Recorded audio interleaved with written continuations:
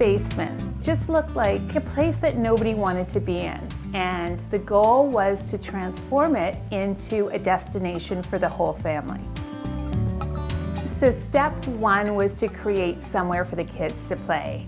We put some open shelving area. We wanted to accommodate all of the kids' toys.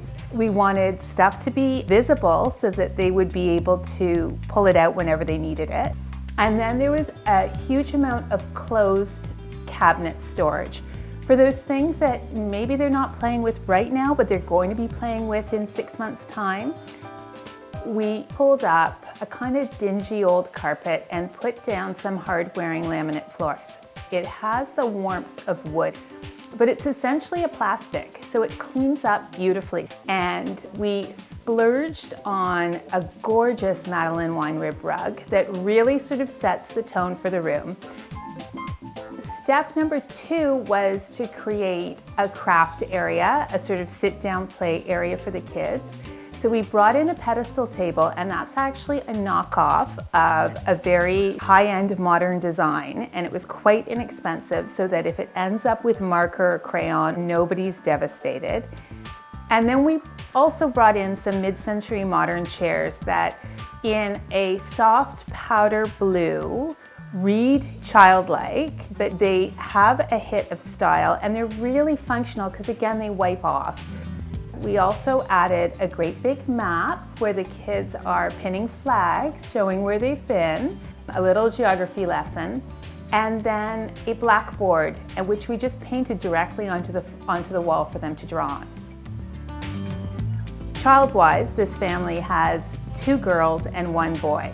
So the goal was to make it something that all 3 of them felt comfortable with as far as a pattern and scheme. We wanted to give it a punch of color, so we went bananas with big hits of fuchsia and big hits of blue, and then offset those with bean bags made of John Robshaw fabric.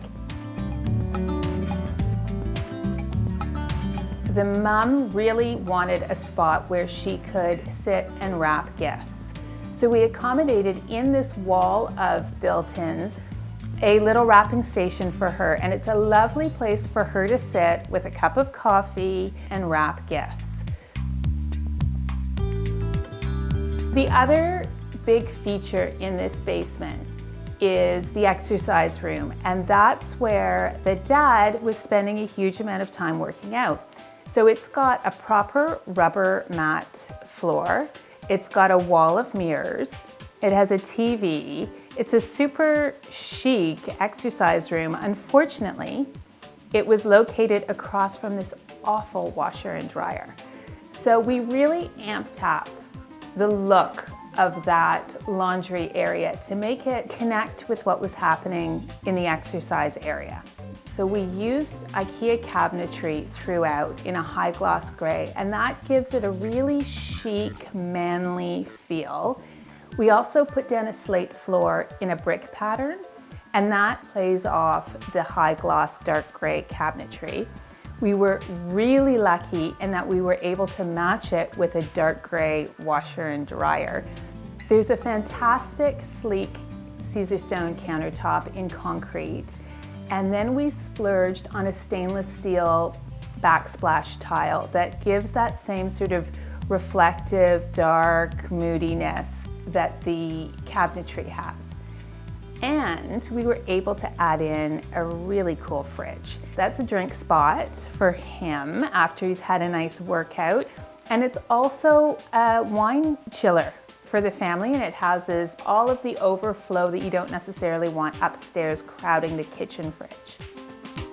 I think one of the biggest keys to transforming a basement into a real destination for the family is using some of the higher end finishes that you would normally use upstairs, downstairs.